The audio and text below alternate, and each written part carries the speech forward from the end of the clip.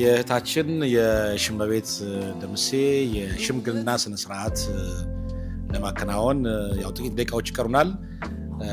ሸማግሌዎቹን ለመቀበል በእሷ በኩል በርከት ያሉ እንግዶች ተገኝተዋል።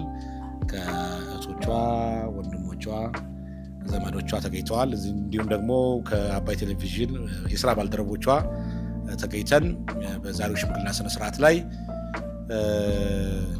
ሽማግሌዎቹን ጥያቄዎች ለመጠየቅና እሷን ለመስጠት የሚያስፈልጉ ቅድመ ዝግጅት ማድረግ አለብን እና እንግዶቻችን እንኳን ደህና መጣችሁ። ስለዚህ ምን ጥያቄዎች እናንሳ፣ ምን ቅድመ ዝግጅት እናድርግ የሚለውን ነገር አንዳንድ ሀሳቦች እንድንለዋወጥ ነው እንግዲህ ፕሮግራሙን የመጀመሪያ ያደረጉት። እችን ልጅ እችን እንቁ ልጅ ታዲያ እንዴት ነው የምንሰጣት? አንዳንዴ ምን ይሰራል ሰውየው? ምንድነው ያስተዳድራታል ወይ?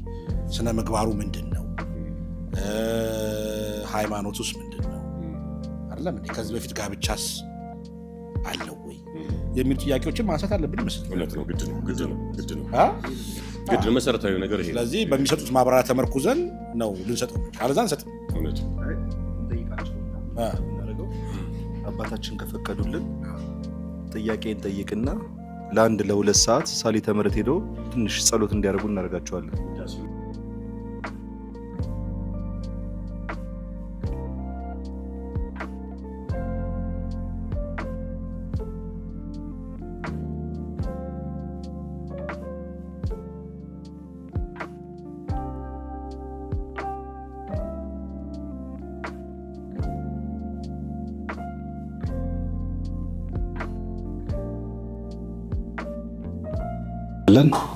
በጣም ጥሩ ስነ ምግባር ያለው ስላሴና ኢየሱስ ቤተክርስቲያንን የሚያገለግል ከአባቶች እግር ስር ተከትሎ አገልግሎት የሚሰጥ ሁለቱም ቤተክርስቲያን አሁን ደግሞ ዩኒቨርሲቲ ኦፍ ሜሪላንድ በሚባል ሆስፒታል ውስጥ በአይቲ ዲፓርትመንት የሚሰራ ጓደኛው ደግሞ የሽመቤት 2-3 ጊዜ በእጄ እዚህ የሚሳርግ ክርስቲያን አገልጋይ ልጅ ነው። ከቤተክርስቲያን የማይጠፋ ነው። ኃላፊነት ያለው ነው።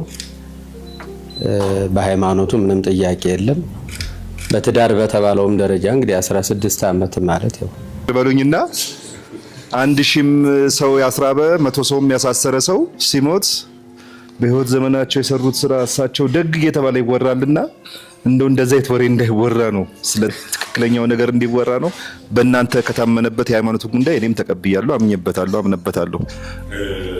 እንግዲህ ብዙ ገፍተን እንዳንጠይቅ ጥያቄዎቹ አንድም እንዲሁ አይተን የሚመለሱ ናቸው። አንድም ደግሞ ወንድማችን ሲያብራራ እንደው የስራ ሁኔታ የገቢ ሁኔታ እንዳንል እየተቀለለ ነው የተመለሰልን። አባቶቻችን የምንወዳቸው የምናከብራቸው በጸሎት የሚያስቡን አባቶቻችንም እንደተባለው አምነው የቆሙበት ስለሆነ ከዚህ በላይ ገፍቶ መጠየቁ ከባድ ነው። እሷን ለመስጠት ስለሳሳ ነው። ትንሽ ስለ ልጁ ስነ ምግባር ታውቁን ጥሩ ነው። ያው ከቤተሰቦቹ እንዴት እንዳደገ ጥሩ ነው። አስተዳደግ ወደ ትዳርም ወሳኝ ነውና ትንሽ እሱ ላይ ማብራሪያ ሰጡ።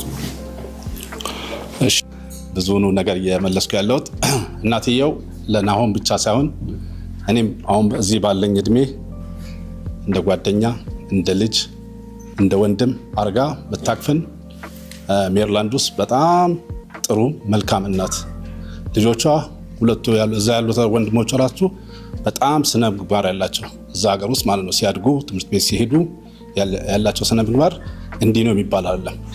እኛ እንዲያውም ትልቅ ተምሳሌት ነች እንላት በየቤተክርስቲያኑ።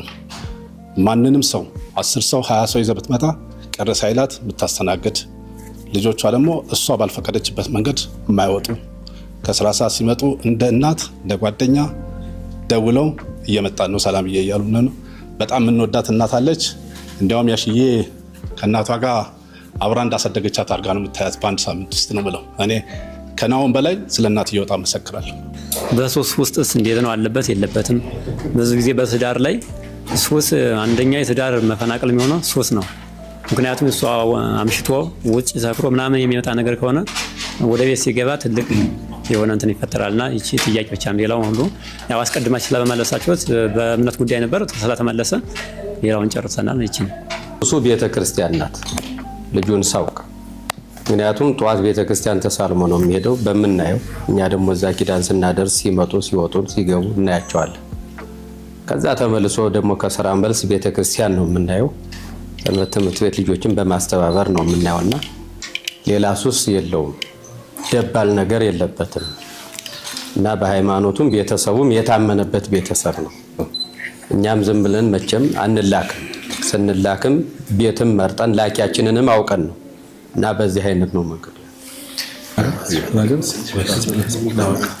ጥሩ እንግዲህ ስለ የተጠየቀው ጥያቄ ሁሉ በደንብ ተገቢ ማብራሪያ ተሰጥቶበታል።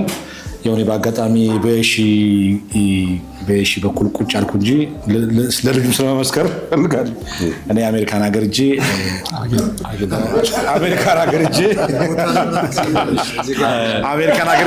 ቤተክርስቲያን በአጋጣሚ አሜሪካ ሀገር ነበርኩኝ። እዛ ቤተክርስቲያን ሲያገለግል ነጠላ ጣጥሎ ታቦት ሲያከብር ሲያስተባብር ነው ያሉት እና ለሱም መሰከረ። ስለዚህ እኔ እንደዚህ እንደቆም ፈቅደናል የመጣችው ስርዓቱንም ወጉንም እውነት ለመናገር በጣም እዚህ የተሰበሰበው ሁሉም አባቶቻችን ይህንን ነገር ለማስቀጠል ቆመው መቆም የማይገባቸው አባቶቻችን ቆመው ይህንን ነገር የሚያደርጉት ስርዓት እንዲቀጥል እንድንማር ስለሚያስቡ ነውና ይህንን ነገር ለማድረግ የተከበራቸው ሰዎች ናቸው። እዚህ መታችሁ ኃላፊነታችሁን መልእክታችሁን አደራችሁን ስለተወጣችሁ የእውነት በእግዚአብሔር ስም እናመሰግናለን። እንግዲህ በእኛ በኩል ተነጋግረናል። እናንተ እያወራችሁ ቀድመን ወደ ጎን እያወራን ነበረ። እንደ ቤተሰብ ኃላፊነት ሁሉም ቤተሰብ አምኖ ተቀብሏል ለማለት እንወዳለን። እናመሰግናለን። አቪዬሽን ብቻ ሳይሆን መሰለንም ወስደናል። እሱም አይመጣም እንደው እኔ በጣም ደስ ይላል። ያው የሺን እንግዲህ በጣም ተለቅ ያሉ በጣም ከባድ ሚዛን የሆኑ ሽማግሌዎች ነው ያስተናገርነው። እኛ በጣም እኛ እናሸንፋለን ብለን ነበረ። በእርግጥ ተሸንፈን ያሳተናል። እንዴት ተሸነፋችሁ? ሰጠን። እሺ አንገራግረን ነበረ። የተለያዩ ጥያቄዎች ማቅረበናል። አስፈላጊውን ላንቺ የሚበጁ ጥያቄዎች አቅርበን ያሳተንሻል። አመሰግናለሁ። እና አሁን ምን ስሜት ፈጠረብሽ? እንግዲህ ዛሬ ሽምግልናው ቀን እኛ ሽማግሌዎቹ በመስጠታችን በጣም ደስ የሚል ስሜት ነው የተሰማኝ። ቤተሰቦቼ እንደገና ደግሞ በጣም ሌላኛ ቤተሰቦቼ አባይ ቲቪ ታውቃለህ ከቤታችን ወደ ቤታችን ነውና ቤተሰቦቼ ላመኑበት እኔም ደግሞ ላመንኩበት እጮኜ ያው ሰተናል ብላችኋል። ደስ ብሎኛል። በጣም ደስ ብሎሻል አይደለ? በጣም ደስ እኛም በጣም ደስ ብሎናል። እሺ አመሰግናለሁ። እኔ እንደምታውቂው አንቺን በሱም ደብል ፌስ ነበር። አዎ እና እኔም ስለማውቀው የአንቺን ባለቤት መስክራለሁ። መስክራለሁ። በጣም ጥሩ ባል ነው ያገባሽው። እግዚአብሔር ይመስገን።